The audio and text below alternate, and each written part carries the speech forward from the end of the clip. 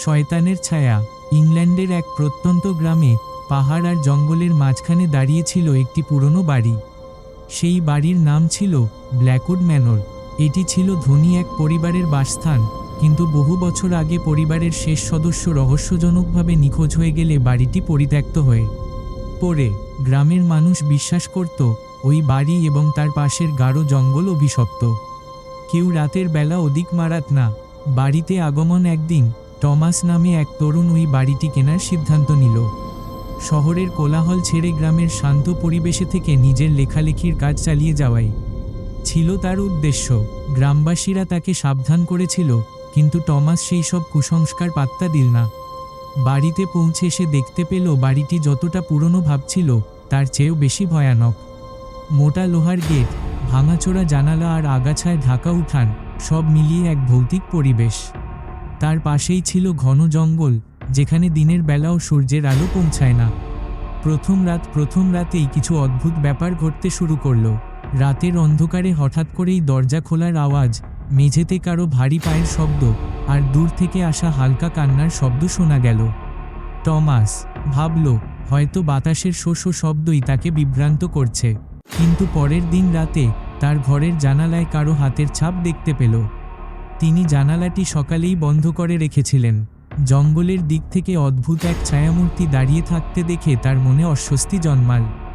গ্রামের গল্প। পরের দিন টমাস গ্রামের এক বৃদ্ধার সঙ্গে দেখা করল। তিনি জানালেন ব্ল্যাকউড ম্যানর এর পিছনে এক ভয়ঙ্কর ইতিহাস লুকিয়ে আছে। বহু বছর আগে বাড়ির মালিকের ছোট মেয়ে এমিলি জঙ্গলে হারিয়ে গিয়েছিল।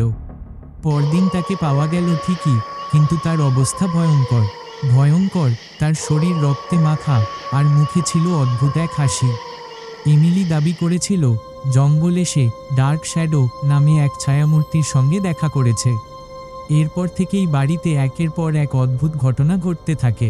পরিবারের সবাই একসময় নিখোঁজ হয়ে যায়। জঙ্গলে যাত্রা। টমাস ওইসব গল্প বিশ্বাস করেনি, কিন্তু তার মনে হলো তাকে সত্যিটা খুঁজে বের করতেই হবে। এক রাতে সে টর্চ নিয়ে জঙ্গলে ঢুকল।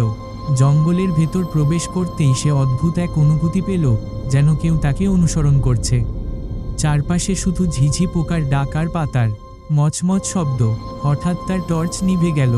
আশপাশে ঘন অন্ধকার। ঠিক সেই মুহূর্তে পেছনে থেকে এক শীতল বাতাস তার ঘাড় স্পর্শ করল। সে পেছনে ঘুরে দেখতে পেল কালো এক ছায়ামূর্তি তার দিকে তাকিয়ে আছে। তার লম্বা হাতগুলো মাটির দিকে ঝুলে আছে, আর তার মুখহীন অবয়ব থেকে বের হচ্ছে অদ্ভুত এক গর্জন। পলায়ন ও বাস্তবতা। টমাস চিৎকার করতে করতে জঙ্গল থেকে ছুটে বেরিয়ে এল, কিন্তু বাড়িতে ফিরে দেখল সে বাড়ির দরজা খুলতে পারছে না। ঘরের জানালার কাছে সেই কালো ছায়ামূর্তির প্রতিচ্ছবি দেখা যাচ্ছে। পরদিন সকালে গ্রামের লোকেরা তাকে বাড়ির উঠানে অজ্ঞান অবস্থায় খুঁজে পেল। তার মুখে শুধু একটাই কথা, ওরা এখানে রয়েছে, ওরা আসছে। শেষ কথা। এরপর থেকে টমাসকে আর কখনো স্বাভাবিক অবস্থায় দেখা যায়নি। ব্ল্যাকউড ম্যানর আর তার পাশের জঙ্গল আজও অভিশপ্ত, আর সেই কালো ছায়া এখনও জঙ্গলের গভীরে ঘুরে বেড়ায়, নতুন শিকার খুঁজে।